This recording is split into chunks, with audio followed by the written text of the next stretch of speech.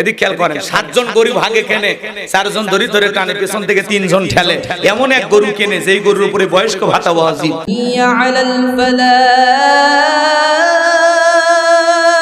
বিশ্বনবী তখন সাহাবায়ে কিরামদের সামনে তেলাওয়াত করে শুনিয়ে দিলেন, ইন্না আ'তাইনাকাল কাউসার। আল্লাহু আকবার। আমার আল্লাহ ডেকে বলেন, অবশ্যই আমি আল্লাহ পাক আপনাকে হাউজে কাউসার দান করেছি। এই পৃথিবীর অন্য কোন নবী রাসূলকে আল্লাহ পাক হাউজে কাউসার গিফট করেন নাই। আপনার আমার নবীকে আল্লাহ পাক হাউজে কাউসার গিফট করেছেন, হাউজে কাউসারের মালিক বানিয়ে দিয়েছেন। বলেন আল্লাহু আকবার। এজন্য আল্লাহ পাক বলেন, ইন্না আ'তাইনাকাল কাউসার, নিশ্চয় আমি আল্লাহ পাক আপনাকে হাউজে কাউসার দান করেছি। এই হাউজে কাউসারের পানি মধুর চাইতে মিষ্টি, দুধের মতো সাদা, পানির চাইতে ক্লিয়ার। ওই কঠিন কিয়ামতের ময়দানে যেদিন বিচার দিবস কায়েম হয়ে যাবে, যেদিন সূর্যটা সোহাগ মাথার উপরে চলে আসবে, যেদিন জমিন হবে তামার জমিন, পাহাড় পর্বত গাছ গাছালি নদী নালা খাল বিল কোনো কিছু থাকবে না, পুরো পৃথিবীটা হয়ে যাবে ফাঁকা। আমার ভাইয়েরা, ওই কঠিন কিয়ামতের ময়দানে যেদিন মা তার সন্তানের পরিচয় দেবে না, স্বামী স্ত্রী পরিচয় দেবে না, ভাই ভাইয়ের পরিচয় দেবে না, ওই কঠিন কিয়ামতের ময়দানের বিচার দিবসের একদিন হবে 50,000 বছরের সমান। যেদিন আল্লাহর আরশের ছায়ার নিচে 7 শ্রেণীর মানুষ ছায়া পাবে, ওই 7 শ্রেণীর মানুষকে আল্লাহ পাক আরশের নিচে ছায়া দিয়া সেখান থেকে আল্লাহর প্রিয় বান্দারা কিয়ামতের ফাইনাল খেলা উপভোগ করবে। জোরে বলেন মারহাবা। আল্লাহ পাক জানো তার ভিআইপি আরশের নিচে আমাদেরকেও ছায়া দান করেন। জোরে বলেন আমিন। মানুষ যখন দলে দলে বিশ্ব নবীর কাছে যাবেন হাউজে কাউসারের পানি পান করার জন্য, মানুষ অনেকগুলো যাবে, কিছু মানুষের সামনে আল্লাহ পর্দার আবরণ তৈরি করে দেবেন। আমার নবী তখন ডেকে বলে, আল্লাহ আমি মানুষের সংখ্যা অনেক দেখতে পাইলাম, কেন জানি সংখ্যা কমে গেল, ব্যাপারটা বুঝতে পারলাম না। আমার আল্লাহ ডেকে বলে, বন্ধু পাইকারি দরে সবাইকে আপনি হাউজে কাউসারের পানি পান করাইতে পারবেন না। দুনিয়ার জীবনে দুনিয়ার জমিনে 2টা অপরাধ করেছিল যারা, আজকে হাউজে কাউসারের পানি পাবে না তারা। কয়টা অপরাধ? জোরে বলেন। নবীজির কাছে মানুষ যাবে, হাউজে কাউসারের পানি পান করবে, রাসূলের হাতে এক পেয়ালা হাউজে কাউসারের পানি যদি কেউ পান করতে পারে, জান্নাতে ঢোকা পর্যন্ত তার আর তৃষ্ণা লাগবে না। সুবহানাল্লাহ বলে। রাসূলের হাতে, রাসূল পেয়ালা নিয়ে দাঁড়িয়ে আছেন। শুনেন, হযরত আবু বকর সিদ্দিক রাদিয়াল্লাহু তাআলা আনহু পেয়ালাগুলো ভরায়া দিবেন, মাঝখানে দাঁড়িয়ে থাকবেন হযরত ওমর। বিশ্বনবীর হাত থেকে, এদিক খেয়াল করেন, হযরত আবু বকরের হাত থেকে নিয়ে ওমর বিশ্বনবীর হাতে দিবেন। আর নবীজি তার আদরের উম্মতদেরকে খুঁজে খুঁজে হাউজে কাউসারের পানি পান করাবেন। রাসূলের হাতে এক পেয়ালা করে হাউজে কাউসারের পানি কারা কারা পান করতে চান হাত তুলে দেখান। দেখি দেখি, আল্লাহ দেখতেছেন, আল্লাহ দেখতেছেন না? বলেন আজকে আমরা যে হাত তুলে হাউজে কাউসারের পানি চাইতেছি, আল্লাহ দেখে কিনা? আল্লাহ আমাদের সবাইকে রাসূলের হাতে এক পেয়ালা করে হাউজে কাউসারের পানি পান করা তৌফিক দান করুন। জোরে বলুন আমিন। আল্লাহ পাক আমাদের সবাইকে সেই হাউজে কাউসারের পানি পান করার তালিকাভুক্ত করুন। জোরে বলুন আমিন। আল্লাহ সেই তালিকায় আমাদের নামগুলো লিখে নেন। জোরে বলেন আমিন। আল্লাহ পাক সবাইকে রাসূলের হাতে এক পেয়ালা হাউজে কাউসারের পানি পান করা তৌফিক দান করুন। জোরে বলেন আমিন। হাত নামান। এই যে পানি চাইলেন আর পাইলেন, অতই সহজ। রাসূল দাঁড়িয়ে আছেন পানি নিয়ে। আল্লাহ এই দৃশ্য আমি মিস করতে চাই। আমি যদি নবীর উম্মত হই, আমি মিস করতে চাই। এখন পানি চাইলেন আর পাইলেন, অত সহজ না তো, একটু যে কষ্ট করা লাগবে। কথা কয় না। আমি একটা ছেলের হাতে কিছু চকলেট দিলাম, দিয়ে বললাম, বাবা এক বদনা পানি আনো, আমি একটু উযু বানাবো। ওই ছেলেটা চকলেট পায় মারছে দৌড়, মাঝখানে আসার খায় পুইরেও গেছে, হাঁটু ছিলে গেছে, চকলেট থাকার কারণে উঠে দাঁড়াইছে, দাঁড়ায় বদনা ভইরা আমার সামনে হাজির। আমি তখন বললাম, বাবা এই বদনা ভরে পানি আনতে গিয়ে তোমার কষ্ট হইছে, ওই যে মাঝখানে পুইরে গেলে আসার খাইলে ব্যথা পাইছো, হাঁটু চুলে গেছে, রক্ত মানা বের হয়েছে। ওই এদিক খেয়াল করেন, হাতে চকলেট থাকার খুশির কারণে সে তখন বলতেছে, আমি এরকম কত পরে যাই, আমার কিছুই হয় না। ওই ছেলেটার চকলেটের খুশির কারণে পড়ে যাওয়া যেমন কিছুই মনে হয় না, রাসূলের হাতে এক পেয়ালা হাউজে কাউসারের পানি পান করলে কিয়ামতের কঠিন দিন তার কাছে কঠিন মনে হবে না, আল্লাহ সহজ করে দিবেন। বলেন সুবহানাল্লাহ। এখন হাউজে কাউসারের পানি চাইলেন আর পাইলেন, অত সহজ। হাউজে কাউসারে পানি পান করতে গেলে ঠান্ডা পানি দিয়ে ওযু বানায় সালাত আদায় করা লাগবে। আপনি হয়তো হঠাৎ করে নতুন নামাজ ধরছেন, হঠাৎ করে মসজিদে গেছেন আজকে, আপনাকে দেখে তখন বলতেছে বাপ রে বাপ সূর্য কোন দিকে উঠছে। আগে যারা নামাজ পড়তো তারা তখন টিটকারি মেরে বলে, ও উত্তর পাড়ার বাদশা কুমা দেখি মসজিদে ঢুকছে, নামাজ কি ঠিক মতো পড়বে না তামাশা করবে রাখছো। এই যে নতুন কেউ মুসলমান মসজিদে যাচ্ছে, আল্লাহ তাআলা তাকে হেদায়েত দান করেছে, তাকে নিয়ে যারা পূর্বের মুসল্লিরা সমালোচনা করে এরা মানুষ ভালো না। কারণ ওই লোকটা তো আসছে আল্লাহর ঘর পর্যন্ত, আপনি তো 10 জনকে দাওয়াত দিয়ে মসজিদে ঢুকাইতে পারেন না রে ভাই। কেউ একজন আসছে তার নিয়ে কেন ঠাট্টা বিদ্রুপ করেন? আপনি দোয়া করে বলেন বাদশা ভাই তুমি যে নামাজ ধরছো, তুমি যে মসজিদে আইছো, তোমারে দেইকে দিলটা ভরে গেছে, আল্লাহর কাছে দোয়া করি মৃত্যু পর্যন্ত জানো নামাজ জামাতের সহিত আদায় করার আল্লাহ তৌফিক দান করেন। আপনি দোয়া করেন, বুকে টানেন, কথা কয় না ভাই। আপনি তা না করে ঠাট্টা বিদ্রুপ করেন। দেখি তো তোর নামাজ কয়দিন থাকে, ওখানে মসজিদের সিসি ক্যামেরা কে আসে আর কে যায় হিসাব রাখে। রাগ করতেছে যুবক বয়সে দাঁড়িয়ে রাখছে, মুরব্বিরা টিটকারি মারে, এই বয়সে বুড়া হয়ে গেল, কথা কয় না। যুবক বয়সে দাঁড়িয়ে রেখে বউ নিয়ে ঘুরতেছে, মানুষ দেখা হলে বলে ভাবি আসসালামু আলাইকুম, সাথে চাচার খবর কি? বউ রাগ করে বাড়িতে এসে বলে বাহিরে তোমার সাথে যাবো না, আমার ডাকে ভাবি আর তোমার ডাকে চাচা। যে বউ রাসূলের সুন্নতি দাড়ি মহব্বত করে না, রাসূলের সুন্নতি দাড়ি পছন্দ করে না, এই বউ কখনো আপনাকে 100% ভালোবাসা দিতে পারে না। কথা বলে ঠিক কি না? রাসূলের সুন্নতির মহব্বত নাই, আবার ওর অন্তরে কিসের মহব্বত?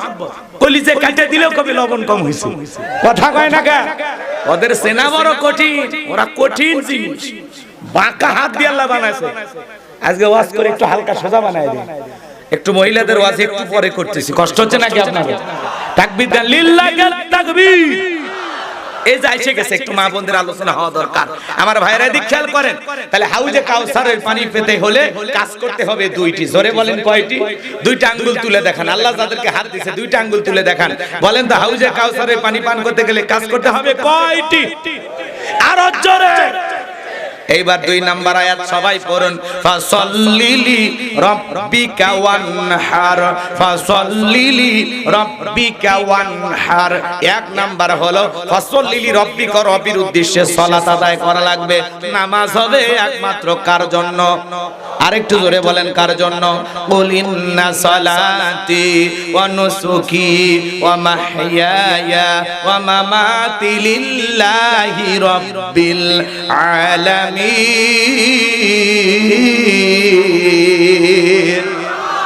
সূরা আনআম আয়াত নাম্বার 162 আল্লাহ তাআলা লিখে বলেন নবীজি আপনি বলুন আমার নামাজ, আমার কুরবানি, আমার জীবন, আমার মরণ লিল্লাহি রাব্বিল আলামিন, আসমান জমিনের প্রতিপালকের জন্য। মুমিন জীবনের সব ইবাদত হবে একমাত্র আল্লাহকে রাজি খুশি করার জন্য। কথা বলেন ঠিক কি না? আমার জীবন, আমার মরণ, আমার বন্দেগী কবুল করো ইয়া ইলাহি, আমার জিন্দেগি, আমার জীবন, আমার মরণ, আমার বন্দেগী। মারহাবা বলেন। তাহলে ফাসাল্লিলি রাব্বিকা, রবের উদ্দেশ্যে সালাত। সালাত হবে একমাত্র কার জন্য? জোরে বলেন কার জন্য? قد أفلح المؤمنون الذين هم في صلاتهم خاشعون। অবশ্যই মুমিনরা সফল যারা নিজেদের সালাত বিনয়ের সহিত, নম্রতার সহিত আল্লাহর ভয় নিয়ে আদায় করে। আপনি আমি যখন সালাত আদায় করব দিলের মধ্যে ভয় থাকতে হবে কার? নামাজ নামাজের মতো আদায় করার দরকার আছে না নাই? আল্লাহ বলেন ফালিয়াবুদু রাব্বাহাযাল বাইত আল্লাযী আত'আমাহুম মিন জু' ওয়া আমানাহুম মিন খাউফ। আল্লাহ বলেন এই ঘরের মালিকের ইবাদত করো। ইবাদত যদি ইবাদতের মতো হয়, বান্দারে 5 ওয়াক্ত সালাতে মাথা নত করে আমি আল্লাহকে যদি সিজদার মতো সিজদা দিতে পারো, আমি আল্লাহ 2টা জিনিস তোমাদেরকে দেব। 1 নাম্বার রিজিকের টেনশন করা লাগবে না। যে বান্দা 5 ওয়াক্ত সালাতে মাথা নত করে আল্লাহকে সিজদা দেবে, ওই বান্দা রিজিকের ব্যবস্থা করবেন তিনি কে? আপনাদের এলাকা একটা প্রাণী আছে, রাতে 1টা 2টা 3টার দিকে বের হয়, কই আসছিল, ওর নাম কি? শিয়াল পণ্ডিত। বলেন তো বাজান ওদের নামে কি সাতিয়া ইসলামী ব্যাংকে টাকা আছে? মুরগির হোটেল আছে, ওদেরকে খাওয়ায় কে? সকালবেলা একটা পাখি নির থেকে বের হয়ে যায়, সন্ধ্যাবেলায় ওই পাখির পেটটা ভরিয়ে বাসায় ফেরত পাঠান তিনি কে? তাহলে রিজেক দেওয়ার মালিক কে? আল্লাহ যদি পৃথিবীর এত মাখলুককে খাওয়াইতে পারে, আপনি আমি সৃষ্টির আশরাফুল মাখলুকাত, আল্লাহকে আমাদেরকে না খাওয়ায় রাখবে? রিজেক দেওয়ার একমাত্র মালিক কে? রিজেকের মালিক উত্তরপাড়া রাজ্জাক না, ওইটা আব্দুর রাজ্জাক, ওইটা দাস, ওইটা গোলাম, ওইটা আল্লাহর বান্দা। কথা বল, রাজ্জাক কে? রিজেক দাতা একমাত্র কে? ওয়া মা মিন দাব্বাতিন ফিল আরদি ইল্লা আলাল্লাহি রিজকুহা। আল্লাহ বলেন পৃথিবীতে এমন কোন বিচলনশীল প্রাণী নাই যার রিজেকের ব্যবস্থা আমি আল্লাহ আসমান থেকে করি না। তাহলে বলেন তো বাজান, রিজেক দেওয়ার মালিক কে? নামাজের মতো আদায় করা লাগবে। আজকে পবিত্র মসজিদে যায় মারামারি। কথা কন, বাংলাদেশের এদিক খেয়াল করেন, বাংলাদেশের জাতীয় মসজিদ বাইতুল মুকাররমে আজকে যা দেখেন তাবলীগের দুই গ্রুপে মারামারি লাগছে। কথা কন নাকি আপনারা? আপনারা টেলিভিশনে নিউজ আজকে দেখেন নাই? আমরা বলতে চাই, আপনারা যারা তাবলীগ করেন, আপনারা তো ভালো মানুষ, কি সুন্দর দাওয়াত দেন, কি সুন্দর মানুষকে ভোরবেলা ডাক দেন, নামাজের পথে আহ্বান করেন। আপনারা যদি এইভাবে গ্রুপিং করেন, এভাবে নানান ধরনের যেখানে সেখানে মারামারি বেজে দেন, এতে তো বোঝা যাচ্ছে অনেকের ভেতরে উদ্দেশ্য খারাপ আছে। কথা বলে ঠিক কিনা? এই যে গত 5 তারিখে এই দেশের কওমি অঙ্গনের সমস্ত উলামা ইকরাম যারা তাবলীগ পন্থী আলেম ওলামা সবাই ঐক্যবদ্ধ হয়ে ঢাকা একটি মহাসমাবেশ করেছেন, জনসমুদ্রে পরিণত হয়েছে। তাদের এক দফা দাবি ছিল যে ইজতেমা হবে একবার। জোরে বলেন কয়বার?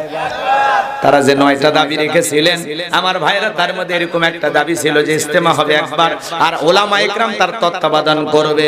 আমরা বলতে চাই, আজকে বাংলাদেশে তাবলীগ পন্থীদের ভিতরে 2টা গ্রুপ হয়ে যাওয়ার কারণে বাইতুল মুকাররমে যে কায়দায় মারামারি শুরু হয়ে গেছে। আমরা যদি এই অবস্থায় একটু শান্ত না থাকি, নিজেদেরকে কন্ট্রোল না করি, বহির্বিশ্বের মিডিয়া কিন্তু বিশ্বের দরবারে আমাদেরকে জঙ্গি বলে প্রচার করে দেবে। কথা বলেন ঠিক কিনা? এজন্য মসজিদ মারামারি করার জায়গা না, মসজিদ হলো ইবাদতের জায়গা, মসজিদের আদব আছে। কথা বলে ঠিক কিনা? আর এই মানুষগুলো তাবলীগ করতে গিয়া মসজিদে অবস্থান করিয়া মনে করতেছে মসজিদ মনে নিজের বাসার মতো নাকি। এই জন্য অনুরোধের ভাষায় বলবো, আপনারা যেভাবে দাওয়াতি কাজ করতেছেন আলহামদুলিল্লাহ। অনেক মানুষ তাবলীগে যাইয়া সিল্লা দিয়া আল্লাহ তাআলা হেদায়েত দান করেছেন, পরিবর্তন হয়ে গেছেন, দাড়ি রাখছেন, নামাজ ধরেছেন। আপনাদের এই দাওয়াত অস্বীকার করার কোনো সুযোগ নেই। আপনাদের মাধ্যমে অসংখ্য মানুষ আল্লাহওয়ালা হয়ে গেছে, অসংখ্য মানুষ নামাজ রোজা ধরেছে। কথা বলে ঠিক কিনা? আপনাদের দাওয়াতকে আমরা অবশ্যই স্বীকার করি, কিন্তু আপনাদেরকে বলবো আপনারা বিনয়ের সহিত একটু ঠান্ডা মাথায় দাওয়াত দেওয়ার চেষ্টা করেন। কথা বলে ঠিক কিনা? বাংলাদেশের ধর্ম উপদেষ্টার পক্ষ থেকে বাংলাদেশের টঙ্গীর ময়দানে 2টা ইজতেমা হবে, 2টারই তারিখ ঘোষণা করা হয়েছে। কথা বলে ঠিক কিনা? এখানে আমরা যারা আছি, আমরা কোন পন্থী এটা মূল বিষয় না। মূল বিষয় হলো আকীদাগত সমস্যা, কারো বক্তব্যের সমস্যা, কেউ সাহাবায়ে ইকরাম বিদ্বেষী, নবী রাসূল বিদ্বেষী, এমন কাউকে আমরা বাংলাদেশে সাপোর্ট করব না। কথা বলেন ঠিক কিনা? কথা কন নাকি আপনারা? রাগ করতেছেন আপনারা? এই জন্য এদিক খেয়াল করেন, সে কত বড় আলেম ওইটা আমাদের দেখার বিষয় না। মনে রাখা লাগবে পরিষ্কার ভাবে, আমরা তাবলীগের ভিতরে গ্রুপ তৈরি হয়ে তারা মারামারি করবে, এই নরম মানুষগুলো, এটা আমরা চাই না। যদি কখনো মারামারি করা লাগে, এই দেশে কোরআনের সমাজ ব্যবস্থা কায়েম করার জন্য প্রস্তুতি গ্রহণ করেন, সেই দিন আপনাদের রক্ত লাগলে ইসলামের জন্য দেবেন। কথা বলেন ঠিক কি? খামাখা মসজিদের ভিতরে মারামারি করে বিশৃঙ্খলা সৃষ্টি করবেন না, শান্ত থাকার চেষ্টা করবেন। কথা বলেন ঠিক কি? এদেশ কারো বাপ দাদার পৈতৃক সম্পত্তি নয়। কথা বলে না কেন? যা খুশি তাই করবেন। বাক স্বাধীনতা ফিরে আসছে দেখে, আগে তো সেই সময় চুপচাপ থাকতেন, এখন একটু 5 আগস্টের পরে সবার একেবারে কোল যে বড় হয়ে গেছে। আপনারা বাইতুল মুকাররম মসজিদে গিয়ে মারামারি করবেন কেন রে ভাই? আপনারা তো তাবলীগের দাওয়াত দেন, আপনারা তো নরম মানুষ, কি সুন্দর মসজিদে গিয়ে আপনারা দাওয়াত দেন যে বাকি নামাজ পড়ে আপনারা থাকবেন, কিছু ঈমান আমলের কথা হবে, বহুত ফায়দা হবে। কি সুন্দর দুই একটা আয়াত তিলাওয়াত করেন, হাদিস করে, শুনে দিলের ভিতরে মায়া লাগে। হ্যাঁ, গ্রামের বিভিন্ন অঞ্চলে পাহাড় পর্বত ঘুরিয়া, শহর অঞ্চল ঘুরিয়ে ঘুরিয়ে আপনারা দাওয়াত দেন। আর এই পরিবার সারা কতদিন আপনারা বাইরে কাটান, কি যে কষ্ট করেন, আপনাদের দাওয়াত অস্বীকার করার কোনো সুযোগ নাই। কিন্তু সেই নরম মানুষগুলো যদি এইভাবে গরম হয়া মসজিদের মধ্যে মারামারি করে, এইটা তো ভালো লাগে না, এটা ভালো লাগে না। আপনারা নরম আছেন, নরমই থাকে। আর গরম যদি কখনো হন, এই দেশে কোরআনের রাজ কায়েম করার জন্য রক্ত কত গরম সেই দিনটা আর পাওয়া যাবে। কথা কয় না কেন? আল্লাহ আমাদের তাবলীগের ভাইদেরকে সঠিক বুঝ দান করে, জোরে বলুন আমিন। তারা আমাদেরই ভাই, তারা এই দেশের মানুষ, তাদের জন্য আমাদের দোয়া ভালোবাসা আছে না নাই? কিন্তু আমরা মারামারি দেখতে চাই না। দুইটা পর্ব ঘোষণা হয়েছে, ঠিক আছে, আলহামদুলিল্লাহ, দুইটা পর্ব। আর কাউকে নিয়ে যদি আমাদের প্রতিবাদ থাকে যে অমুক ব্যক্তিকে বাংলাদেশে আমরা আসতে দেব না, এটা এই দেশের বর্তমান যারা উপদেষ্টা আছে তাদের সাথে জোরালো ভাবে বসে সেই ত্রুটিগুলো ধরে আমরা তাদের সাথে কথা বলে আলোচনার মাধ্যমে বিষয়টা সমাধান করার চেষ্টা করব।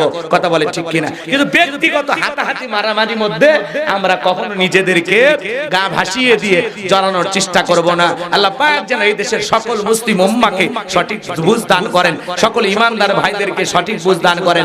জোরে বলুন আমিন। রাগ করতেছেন আমার ভাইরা? চলেন, আমি যে কথা বলতে চাচ্ছিলাম, আল্লাহ রাব্বুল আলামিন বলেন ফাসল্লি লিরাব্বিকা ওয়ানহার। এক নাম্বার হলো ফাসল্লি লিরাব্বিকা, রবের উদ্দেশ্যে সালাত, নামাজ হবে একমাত্র কার জন্য? তাহলে নামাজের মতো নামাজ আদায় করলে আল্লাহ বলেন দুইটা জিনিস দেব। এক নাম্বার জিকিরের ব্যবস্থা করব, আর দুই নাম্বার সকল ভয় থেকে আমি আল্লাহ নিরাপত্তা দেব। আমাদের সমাজে ভয় আছে না নাই? মেয়েটা কলেজে গেল, একা একা ফিরবে নাকি জামাই সাথী নিয়ে ফিরবে, ভয় আছে না নাই? মেয়েটা স্কুলে গেল, ভালোভাবে ফিরবে নাকি কারো লালসার শিকার হয়ে, ভয় আছে না নাই? বাজান গো, আজকেও কিন্তু সমাজে আমরা ভয় মুক্ত হতে পারি না। আজও নারীদের ধর্ষণের খবর আছে না নাই? জোরে বলেন আছে না নাই? আমার ভাইয়েরা, এই জন্য যদি আপনি বাংলাদেশকে ধর্ষণ মুক্ত করতে চান, জিনা মুক্ত করতে চান, আমার ভাইয়েরা চুরি মুক্ত করতে চান, তাহলে আল্লাহর আইন দিয়া চোরের বিচার করা লাগবে, আল্লাহর আইন দিয়া ধর্ষকের বিচার করা লাগবে। তাহলে এই দেশে শান্তি ফিরে আসবে। আল্লাহর আইন এই জমিনে চালু হবে না যতদিন, শান্তি পাবো না ততদিন। আল্লাহ রাব্বুল আলামিন সূরা মাইদার ভিতরে আইন দিয়েছে, চোর যদি পুরুষ হয় আর নারী হয়, চোর যদি অপরাধ করে সেটা প্রমাণিত হয়, চোরের হাত কেটে দাও। জোরে বলেন কি কেটে দাও? আল্লাহর আইন, চোর চুরি করে হাত কেটে দাও। আমার ভাইয়েরা, একটা চোরের হাত কেটে বাইতুল মুকাররমের সামনে নিয়ে যায় মিডিয়ার মাধ্যমে ফলাও করে যদি প্রচার করা হতো, বাংলাদেশের চোরের আইন পাশ করা হলো। আল্লাহর আইন অনুযায়ী চোর যদি চুরি করে প্রমাণিত হয়, হাত কেটে দেওয়া হবে। একটা চোরের হাত কেটে মিডিয়ার মাধ্যমে প্রচার করলে বাংলাদেশের সমস্ত চোরেরা তওবা করে আল্লাহর ওলি হয়ে যাবে। তাহলে সমাজে আল্লাহর আইন চালু হোক। কারা কারা আছেন দুইটা হাত তুলে মালিককে দেখান। লিল্লাহি তাকবীর। আলালাহুল খালকু ওয়াল আম, সৃষ্টি যার, আইন চলবে সে আল্লাহর। কথা বলে ঠিক কি না? আল্লাহর বিধানে মুক্তি, আল্লাহর আইনে শান্তি। আল্লাহর বিধান জমিনে কায়েম না হওয়া পর্যন্ত ওই লেনিন কানভাসের আইন দিয়া, ওই ভারতের দাদার আইন দিয়া, লন্ডন আমেরিকার আইন দিয়া পৃথিবীর এক মাটিতেও শান্তি প্রতিষ্ঠিত হবে না। এই শান্তি যদি প্রতিষ্ঠিত করতে চান, আল্লাহর আইন চালু করা লাগবে জমিনে। কথা বলে ঠিক কি না? আল্লাহর আইন যদি একবার এই জমিনে চালু হয়ে যায়, বাংলাদেশটা জান্নাতের টুকরায় পরিণত হয়ে যাবে। কথা বলে ঠিক কি না? কোনো মারামারি থাকবে না, টেন্ডারবাজি সাদাবাজি থাকবে না। কথা কয় না? যারা ক্ষমতায় ছিল লুটপাট করে খেয়ে নিয়েছে, আবারও কেউ ক্ষমতায় এসে লুটপাট করে খায়। আমরা চাই, আমরা আর কোন জালেম স্বৈরাচারকে দেখতে চাই না। কথা বলে ঠিক কি না? আমার ভাইয়েরা, চলেন সামনের দিকে যাই। আল্লাহ রাব্বুল আলামিন বলেন ফাসল্লি লিরাব্বিকা ওয়ানহার। এক নাম্বার রবের উদ্দেশ্যে সালাত আদায় করা। তাহলে 5 ওয়াক্ত সালাত মসজিদে গিয়ে জামাতের সহিত আল্লাহর কোন কোন বান্দা আদায় করবেন? দুই হাত তুলে দেখান। আল্লাহ সবাইকে 5 ওয়াক্ত নামাজি বানায় দেন। জোরে বলেন আমিন। হাত নামান। শুধুমাত্র 5 ওয়াক্ত না, না ওই কাম আমি করি না, বাদ দেন। এদিক দোয়া করব। এই যে শেষের দিকে এসে গেছে, কষ্ট হয় আপনাদের। এদিক খেয়াল করেন, তাহলে রবের উদ্দেশ্যে সালাত আদায় করব। ওয়ানহার মানে কুরবানি করা, নিজের আমিত্বকে কুরবানি করা, অহংকারকে কুরবানি করা, নিজের ভিতরে থাকা পশুসুলভ আচরণকে কুরবানি করা। এদিক খেয়াল করেন, এদিক খেয়াল করেন, 7 জন গরু ভাগে কেনে, 4 জন দড়ি ধরে টানে, পেছন থেকে 3 জন ঠেলে, এমন এক গরু কেনে যেই গরুর উপরে বয়স্ক ভাতা ওয়াজিব, শরীরে সব হাত দেখা যায়, এমন গরু জবাই করলে হবে না। আল্লাহ বলে তাসুরুন নাদিরিন, চমৎকার একটা গাবি জবাই করো, হুষ্টপুষ্ট দেখতে সুন্দর, কথা বলে ঠিক না। কুরবানির ওয়াজ করার সময় নাই। খেয়াল করেন, যারা কুরবানি দিবেন 3টা জিনিস খেয়াল রাখবেন। কয়টা? 3টা। 1 নাম্বার নিয়ত সহি, যে আমি কুরবানি দিতেছি একমাত্র আল্লাহকে রাজি খুশি করার জন্য। কথা বলেন না কেন? কুরবানি না দিলে ছেলে মেয়ে মানুষের গোশতের দিকে তাকায় থাকবে, প্রয়োজনে আমি সুদের টাকা দিয়ে হলেও কুরবানি দেব, কিস্তি তুলে দিলেও কুরবানি হবে, কিস্তি তুলে দিলে হবে, কুরবানি হবে না। অনেকে বলে জামাই বাড়িতে গোশত না বাড়লে মান সম্মান থাকবে না, কুরবানি না দিলে গ্রামের মানুষের চোখে ভালো থাকবে না। এরকম চিন্তা ভাবনায় যারা কুরবানি দেবে এদের কুরবানি হবে না। তাহলে কুরবানি দিতেছি আমি একমাত্র আল্লাহকে রাজি খুশি করার জন্য। আর 2 নাম্বার, এদিক খেয়াল করেন, ইনকামটা বৈধ হওয়া লাগবে। যেই টাকা দিয়ে কুরবানি পশুটা ক্রয় করবেন টাকাটা হালাল হওয়া লাগবে। আল্লাহ পবিত্র, তিনি পবিত্র বস্তুকে ভালোবাসে, এই জন্য ওই সুদের টাকা, ঘুষের টাকা, হারাম টাকা, ওই টাকা দিয়ে কুরবানি দিলে কুরবানি হবে। তাহলে ইনকামটা বৈধ হওয়া লাগবে। 3 নাম্বার, ফাসাল্লি লিরাব্বিকা ওয়ানহার, আগে নামাজ পড়ো তারপরে কুরবানি করো। নামাজ হবে যেই রবের জন্য, কুরবানি হবে সেই রবের জন্য। ওয়ালাকি ইয়ানালুহু তাকওয়া মিনকুম, আল্লাহ বলে বান্দা 5 লাখ টাকার গরু কুরবানি দিলি ওইটা আমি দেখি না, তুমি যদি 20,000 টাকার একটা ছাগলও কুরবানি দাও, তোমার নিয়ত যদি সহি হয়, টাকাটা যদি হালাল হয়, তুমি যদি নামাজি হয়ে কুরবানি দিতে পারো, ওই ছাগলের রক্ত জমিনে পড়ার আগে আমি আরশের মালিক আল্লাহর কাছে কবুল হয়ে যাবে। এজন্য কুরবানি হবে কার জন্য? আল্লাহর জন্য। দিতে রাজি আছেন তো ইনশাআল্লাহ? এবার 3 নাম্বার আয়াত, ইন্না শানিয়া কাহুয়াল আবতার। আল্লাহু আকবার। আমার আল্লাহ ডেকে বলে, নবী গো মন খারাপ করবেন না। ওই আবুল হাবুদ বাদশা আপনাকে লেজ কাটা নির্বংশ বলে, ও নবী আপনি মনের মধ্যে কষ্ট নেবেন না, আপনার ছেলে সন্তানগুলোকে আমি আল্লাহ শিশুকালে নিয়েছি। ও নবী আপনি মনের মধ্যে কষ্ট নেবেন না, এই পৃথিবীর জমিনে আপনাকে মহব্বত করা, আপনাকে ভালোবাসার কোটি কোটি রূহানি সন্তানকে এটা পাঠাবো। নবী গো যারা আপনার জন্য জীবন দিতে রাজি, আল্লাহু আকবার বলেন। আজকে পৃথিবীতে 700 কোটি মানুষ, এর মধ্যে 200 কোটি মুসলমান, আমরা সবাই রাসূলের রূহানি সন্তান। ভাই কি কষ্ট হচ্ছে আপনাদের না? আর 5 মিনিট, সর্বোচ্চ 5-7 মিনিটের মধ্যে আমি দোয়ার দিকে চলে যাচ্ছি। কষ্ট হচ্ছে নাকি আপনাদের? এদিক খেয়াল করেন, তারপরে একটা পর্যন্ত আপনারা ছিলেন, সমস্যা নেই। আমার ভাইরা এদিক খেয়াল করেন, নবীজির অপমানে যদি না কাঁদে তোমার মন, মুসলিম নয় তুমি মুনাফিক, নবীজির দুশমন। কথা বলেন ঠিক কি না? আমার ভাইরা মুসলমান যারা হবে এরা কখনো নবীর অপমান মেনে নিতে পারে না। কথা কোন না না না, দরকার নাই, অনেক হয়েছে। হুজুর এই এলাকায় বেশিরভাগ যুবকের বয়স 25+, কিন্তু তবুও বাড়ি থেকে বিয়ে দিচ্ছে না। গার্জেনদের উদ্দেশ্যে কিছু বলুন। আরে সোনাদের কত দুঃখ। এই অভিভাবক যারা আছেন এদিক খেয়াল করেন, বাচ্চাদের এত দুঃখ দেয়া যাবে না। 25 বছর বয়সে মানে বিয়ে দেবেন না, হেরে কি বুড়ো বানাবে? 35-36 বছরের বয়সে বিয়ে দেবেন, তখন তো দাঁত মুখ সব পড়ে যাবে। যুবক বয়সে বিয়ে দেন, কথা কন ঠিক কি? এদের মনের দুঃখটা বোঝার চেষ্টা করেন। চরিত্র হেফাজতের জন্য যত দ্রুত সম্ভব এদের বিবাহের ব্যবস্থা করে দেন। আল্লাযীনা হুম লিফুরুজিহিম হাফিজুন, নিজের যৌবনটাকে সংযত রাখো, নিজের যৌবনটাকে হেফাজত করো। যুবকেরা নিজেদেরকে কন্ট্রোল করে রেখেছেন 25 বছর, যাদের সন্তানদের বয়স হয়ে গেছে বিবাহের ব্যবস্থা করবে। এদিক খেয়াল করেন, শেষ কথাটা 5 মিনিটে ফিনিশিং দিয়ে যায়। কষ্ট হচ্ছে নাকি আপনাদের? এদিক খেয়াল করেন, নবীকে আল্লাহ তাআলা বলতেছেন, ও নবী আপনার ছেলেগুলোকে নিয়ে মন খারাপ করবেন না, এই দুনিয়ার জমিনে আপনার রূহানি সন্তান আমি পাঠায়া দেব, যারা আপনাকে নিজের জীবনের চাইতে বেশি ভালোবাসে। আল্লাহু আকবার বলেন। এই জন্য এদিক খেয়াল করেন, নবীকে মাঝে মাঝে কিছু লোক গালি দেয়, দেখেন না? ফ্রান্সের জালিমেরা গালি দেয়, কার্টুন বানায়া দেয়ালে দেয়ালে লাগায়, বলে ইনি মুহাম্মদ, জোরে কোন নাউজুবিল্লাহ। আমার নবী কি দেখতে কার্টুনের মতো? এই পৃথিবীর সবচাইতে সুন্দর মানুষটির নাম মুহাম্মদুর রাসূলুল্লাহ সাল্লাল্লাহু আলাইহি ওয়াসাল্লাম, যে নবীর চরিত্রের সার্টিফিকেট আল্লাহ দিয়ে বলেন, ওয়া ইন্নাকা লাআলা খুলুকিন আযীম। নবী গো আপনি হলেন পূত পবিত্র মহান চরিত্রের অধিকারী। বলুন আল্লাহু আকবার। আযীম আরবিতে এমন একটি শব্দ যার গভীরতা মাপা যায় না। আমার ভাইরা, তাহলে নবীর চরিত্রের সার্টিফিকেট দিয়েছেন কে? সেই নবীকে নিয়ে বাজে মন্তব্য করবে যারা, কুরুচিপূর্ণ কথা বলবে যারা, মনে রাখবেন বাপ ছাড়া অবৈধভাবে দুনিয়াতে জন্ম হয়েছে তারা। যারা নবীকে গালি দেবে তাদের জন্মের ঠিক নাই। মক্কা নগরীতে গালি দিয়েছিল ওলীদ বিন মুগীরা, নবীকে গালি দিচ্ছেন অকাত্য ভাষায়, নবীকে এত গালি দিতেছেন নবী সহ্য করে, কিন্তু আসমানের মালিক আল্লাহ সহ্য করে না। আমার আল্লাহ তখন আয়াত নাজিল করে বলেন, উতুল্লিম বাদা যালিকা জানিম, নবী গো এই ওলীদ বিন মুগীরা আপনাকে গালি দেয়, এ হলো পিতৃ পরিচয়হীন জারজ সন্তান, এর জন্মের ঠিক নাই, একটা পাঁচটা। ওলীদ বিন মুগীরা আরবের মানুষ দেখে বলে, নবী এত বড় কথা, আমার জন্মের ঠিক নাই, আপনি থাকেন আমি বাড়িতে যাই। ছেলেটা বৈধ না অবৈধ জানে কে? ফ্যাক্টরির মালিক, তার মানে মা। কথা বলেন ঠিক কি না? আমার ভাইয়েরা এদিক খেয়াল করেন। এইবার ওলীদ বিন মুগীরা বাড়িতে চলে গেল, তার মায়ের নাম ছিল ঝর্ণা। দেখে বলে, মা করবি না কোনো তাল বাহানা, আমার নাকি জন্মের ঠিক নাই। নবী মুহাম্মদ সাল্লাল্লাহু আলাইহি ওয়াসাল্লাম আমারে বলেছেন, উতুল্লিম বাদা যালিকা জানিম, আমি নাকি পিতৃ পরিচয় হই জারজ সন্তান। ওলীদ বিন মুগীরার মা বলতেছে, বাবা রে, আমারও বয়স হয়ে গেছে, মিথ্যা কথা বলবো না।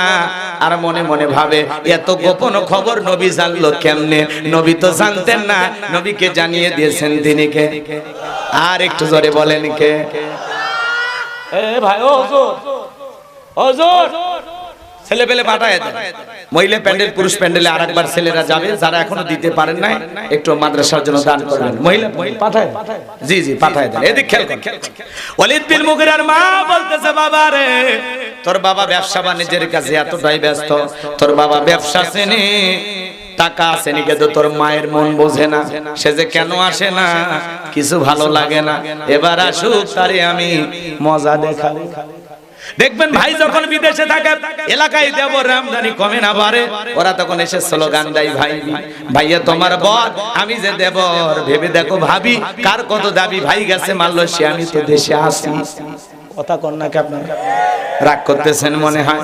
মা বোন যারা বসে আলোচনা শুনতেছেন, মা, দুইটা পুরুষ হইতে দূরত্ব বজায় রাখবেন। একটা দেবর আর একটা দুলা ভাই, এরা হলো মৃত্যু তুল্য, বিষাক্ত সাপের চাইতেও ভয়ঙ্কর। কথা কন না কেন? এই জন্য মা বোনদেরকে বলো, মা, চারটা আমলে আপনাদের জন্য জান্নাতের দরজা খোলা। 1 নাম্বার 5 ওয়াক্ত সালাত, 2 নাম্বার হলো রোজা, 3 নাম্বার স্বামীর খেদমত, 4 নাম্বার হলো ফরজ পর্দা। মা বোনদের আমল কম, দাম বেশি, জোরে কোন মারহাবা। মা বোনেরা 5 ওয়াক্ত সালাত সঠিকভাবে পড়ে না, যোহর পরে আসরের সময়, আসর পরে মাগরিবের সময়, আর মাগরিবের নামাজ হাঁসের বাচ্চা, গরু ছাগল তুলবার যায় শেষ হয় কিনা? কিন্তু রোজার বেলায় মা বোনেরা শক্ত, মাঝে মাঝে রাগ করে 3 দিন ধরে না খায়া থাকে, কিছু হইলে রাগ করে ফুলে থাকে। দেখেন না আপনাদের গুলো কি করে জানি না, আমার অবস্থা ভালো না, রাগ করতেছে মাঝে মাঝে রাগ করে। দেখবেন, এই অমুকের মা ভাত খাও, তুমি খাও, তোমার দরিয়া ভরাও, আমি খাবো না, খাবো না, আমার দাবি পূরণ না হলে খাবো না, খাবো না, এক দফা এক। এরকম ঘরে আন্দোলন হয় কিনা বলেন না কেন? হ্যাঁ, লজ্জায় বলতেছেন না, আমি বুঝি, খুব জ্বালা। কথা কোন ঠিক কিনা? ঘরের রমণী যেন কাল না ঘিনি, সুযোগ পাইলে আমায় সারে না গ। কথা কোন? আমি কেন মরি না, আজরাইল কে চেনে না। কথা কোন নাকি? না বলবো না, কষ্ট হচ্ছে আপনাদের না? এই জন্য মা বোন যারা এসেছেন, মা, স্বামীর সাথে বেয়াদবি করবেন না। যে প্রকৃত স্ত্রী তার স্বামীকে কখনো গোলাম বানায় না, যে স্ত্রী তার স্বামীকে গোলাম বানায় সে তো গোলামের বউ। কথা বলেন ঠিক কিনা? আর যে বুদ্ধিমতী স্ত্রী সে তার স্বামীকে রাজা বানায়, রাজার রানী হয়ে থাকে। কথা বলেন ঠিক কিনা? স্বামী যে কত দামি, বিশ্বনবী বলেছেন, দুনিয়ার কোন মানুষকে যদি সিজদা দেওয়া জায়েজ হইতো, আল্লাহ তাআলা পৃথিবীর সমস্ত নারীদেরকে বলতেন তারা যেন তার স্বামীর পায়ে সিজদা দেয়। আল্লাহু আকবার বলে। গত বছরে আলোচনা করেছি হযরতে ফাতেমাকে নিয়ে, মা বোনেরা যারা আসছেন শুনছেন। এবছরে আর আমি ওইদিকে গেলাম না, কষ্ট দিতে চাচ্ছি না আমার ভাইয়েরা। এইজন্য মা বোনদেরকে একটু পর্দায় রাখবেন তো ইনশাআল্লাহ, রাখবেন তো ইনশাআল্লাহ। আল্লাহ পাক মা বোনদেরকে সঠিকভাবে পর্দা করার তৌফিক দান করুন। জোরে বলুন আমিন। আর একটু জোরে বলেন আমিন। আবার এই যুব সমাজ যারা আছো তোমরা একটু সাবধান হও। এই যুবকদের মনের মধ্যে আক্ষেপ, এদের বিয়ে হচ্ছে না, আরে কি কষ্ট তোমাদের। শোনা, আমার সাথে যোগাযোগ করো, তোমার মা বাবাকে আমার সাথে ফোন ধরায় দিও। আর আমাদের এই ওয়াজের মধ্যে যে আছে, ছেলে যুবক হওয়ার সাথে সাথে ছেলের বিবাহের ব্যবস্থা করুন। এই ওয়াজগুলো বারবার বাজাবা মা বাবার সামনে, দেখবা বুঝতে পারবে যে বিয়ের বয়স হয়ে গেছে। কথা কান ঠিক কিনা? খালি বিয়ের ওয়াজ শুনবা, কি করবা? মা বাবাকে দেখলেই যে আলেমের বিয়ের ওয়াজ আছে, আপনার ছেলে যুবক হয়েছে, ঠিক আছে, আপনার ছেলের বিবাহের ব্যবস্থা করে দেন। মেয়ে যুবতী হয়েছে, বিবাহের ব্যবস্থা করে দেন। কথা বলে ঠিক কি না? কারণ সে যেন তার যৌবনটাকে হেফাজত করতে পারে। তাছাড়া এই যে সারা রাত টাচ মোবাইল পাইয়া ঘরের দরজা বন্ধ করে লাগিয়ে দিয়ে ভিডিও দেখুন, কথা কয় না, কথা কয় না। এই মোবাইলের মাধ্যমে যুব সমাজ নষ্ট হয়ে গেল। মোবাইলের ওজন কম, কিন্তু মোবাইলের মাধ্যমে পাপের ওজন কম না বেশি? জোরে বলেন, কম না বেশি? এই মোবাইল যুব সমাজকে ধ্বংস করে দিয়েছে। কথা বলে ঠিক কি না? দেশে মোবাইল আইছে, চিঠি বন্ধ হইয়াছে, দিওয়ানা বানাইছে, পোলা মাইয়ার মনের কথা ভাসে বাতাসে। এরা তাও বলেন, এ যুবক বলবো বলবো লিল্লাহি তাকবীর। দেশে মোবাইল আইছে, চিঠি বন্ধ হইয়াছে, দিওয়ানা বানাইছে, পোলা মাইয়ার মনের কথা ভাসে বাতাসে। ও দেখো পোলা পানের মন বাদা ফেসবুকে এখন, ও দেখো পোলা পানের মন বাদা ফেসবুকে এখন, মোবাইলে চ্যাটিং কইরা কাটায় সারাক্ষণ।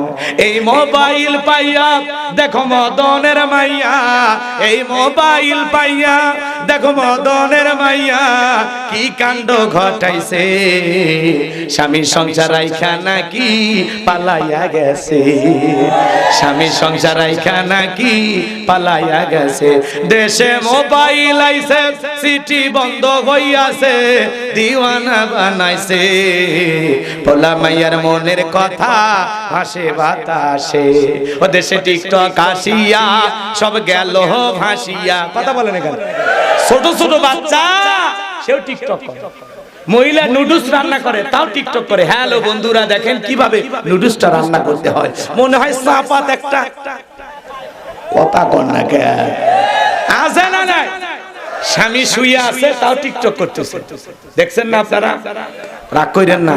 এই টিকটকের বউ যারা পাচ্ছেন, কপাল তাদের খুলে গেছে। কারণ টিকটক করে আপনার বউ তো কোটি কোটি টাকা ইনকাম করতেছে, নাকি কয়? বইয়ের চেহারা দেখায়া যেই নারী তার সৌন্দর্য প্রদর্শন করে টাকা ইনকাম করে, একটা পতিতা আর ওর মধ্যে কোনো পার্থক্য নাই। কথা বলে ঠিক না? খবরদার কোন মহিলা টিকটক করবেন না। কি হয়েছে আপনার? একটু আয়নার যে সাজে গুজে টিকটক করে, আর কি রং ঢং, বাপরে বাপ, মানে বিশ্ব সুন্দরী জান্নাতের হুর পালিয়ে আসছে। সৌন্দর্য দেখানো লোক পাচ্ছে না, টিকটক করে ফেসবুকে সোশ্যাল মিডিয়ায় ভিডিও ছাড়তেছে। কথা কর না? এই টিকটক বউ যারা পাচ্ছে, টিকটকার বউ, এদের কপালে দুনিয়াতে জাহান্নাম জুটছে। কথা কর ঠিক কিনা? বউ যদি টিকটক করে মাথা ঠিক থাকে, আমার বউ মানুষ দেখবে এটা বউ, ওই বউ রাখার দরকার আছে ডাইরেক্ট তালাক। টিকটকের বউ নিয়ে শান্তি পাবেন না, ও তো রং ঢং করে কি করবে নিজেও জানে না। কথা কর না কে? আল্লাহ ওই সমস্ত নারীদের হেদায়েত দান করেন। জোরে বলেন আমিন। তুমি নির্লজ্জ, তুমি বেহায়া, কোন ভদ্র সম্ভ্রান্ত ফ্যামিলির মেয়ে বোরকা ছাড়া, পর্দা ছাড়া বাহিরে আসতে পারে না। টিকটক করা তো দূরের কথা। কথা ঠিক কি না? তুমি সোশ্যাল মিডিয়ায় টিকটক করে তোমার ছবি ছাড়ো, উল্টা পাল্টা রং ঢং করো, শুয়ে বসে বাথরুমে যাও টিকটক করো। আল্লাহ এদের হেদায়েত দান করুন। জোরে বলেন আমিন। দেশে টিকটক আসিয়া সব গেল ভাসিয়া, সিদ্দিক সোরা নায়ক হইছে আইডি খুলিয়া। এই মোবাইলে হাই কি জাদু আছে ভাই, পোলা পান বুইজাছে, পড়ালেখা তুইলা রাখছে সপ্তম আকাশে। যাই হোক বাজান, রাত্রি বেশি হয়ে গেছে, আমি বলবো না। এইবার ওয়ালিদ বিন মুগিরার মা বলতেছে, বাবার তোর বাবা ব্যবসা বাণিজ্যের কাজে এতটাই ব্যস্ত থাকতো, যার ফলে তোর চাচা দিয়া মনের ভালোবাসা পূরণ করেছিলাম, যার ফলে তোর জন্ম হয়েছে। নবী যে তত্ত্ব দিয়েছে সত্য, তোর বাপে তোরে জন্ম দেয় নাই, তোর চাচাই তোরে জন্ম দিয়েছে। এই কথা দ্বারা প্রমাণ হয় নবীকে গালি দেয় যারা, অবৈধভাবে দুনিয়াতে জন্ম হয়েছে তারা। ভারতের যেই কুলাঙ্গার নবীকে গালি দিয়েছে, সেই কুলাঙ্গারের ফাঁসি চাই। কথা বলে ঠিক কিনা? মাঝে মাঝে বাংলাদেশে দুই একজন নাস্তিক বেঈমানের জন্ম হয়, ওরা নবীকে নিয়ে বাজে মন্তব্য করে, আম্মা জান আয়েশাকে নিয়ে কটূক্তি করে। যারা আম্মা জান আয়েশার ইজ্জতে ঘাত দিয়ে গালি দেবে, আমার নবীজিকে নিয়ে বাজে কুরুচিপূর্ণ মন্তব্য করবে, ওই সমস্ত নাস্তিক বেঈমানদের কোনো ছাড় নাই। নবীকে গালি দেয় যারা, অবৈধভাবে দুনিয়াতে জন্ম হয়েছে তারা। তুমি আমার বাপকে গালি দাও সহ্য করব, মাকে গালি দাও সহ্য করব, আমার দলকে গালি দাও সহ্য করব, কিন্তু বিশ্বনবী আমাদের কলিজার টুকরা নবী, নবীকে যদি কেউ গালি দেয়, ওই নাস্তিক বেঈমানকে ধইরা আর বুকের উপরে সইরা জিহ্বা টান দিয়ে সিরা কুকুরকে খাওয়ায় দেব। এরপরে নবীজির অপমান মেনে নেওয়া হবে না, হবে না। নবীজির ইজ্জত আর সম্মান রক্ষা করার জন্য যদি কখনো ডাক আসে, মাথায় কাপড়ের কাপড় বেঁধে আল্লাহ রাসূলের ইজ্জত সম্মান রক্ষা করার জন্য কারা কারা জীবন দিতে প্রস্তুত, হাত তুলে দেখা। লিল্লাহি তাকবীর, লিল্লাহি তাকবীর। নবীজির অপমান সইবে না রে মুসলমান, নবীজির অপমান বিশ্ব নবীর উম্মতেরা, লিল্লাহি তাকবীর। কষ্ট হয় আমার ভাইয়েরা, আমরা রাসূলের উম্মত, আমরা নবীকে নিজের জীবনের চাইতে বেশি ভালোবাসি। কথা কোন ঠিক কি না? আমার নবীকে কেন যেন গালি দেয়? আমার নবীর চাইতে উত্তম চরিত্রের মানুষ এই দুনিয়াতে কেউ হতে পারে না। যে নবী 63 বছরের জিন্দেগিতে একটি মিথ্যা কথা বলেন নাই, কাউকে ফুলের টুকা দেন নাই, কারো মনে কষ্ট দিয়ে কথা দেন নাই, এমন পবিত্র মানুষের পবিত্র চরিত্রে আঘাত দিয়ে যারা কথা বলে, এদের চাইতে বড় জানোয়ার আর কেউ হতে পারে না। কথা বলে ঠিক কি না? এই জন্য নবীকে গালি দেবে যারা, ডাইরেক্ট বুঝে নেবে অবৈধ সন্তান তারা।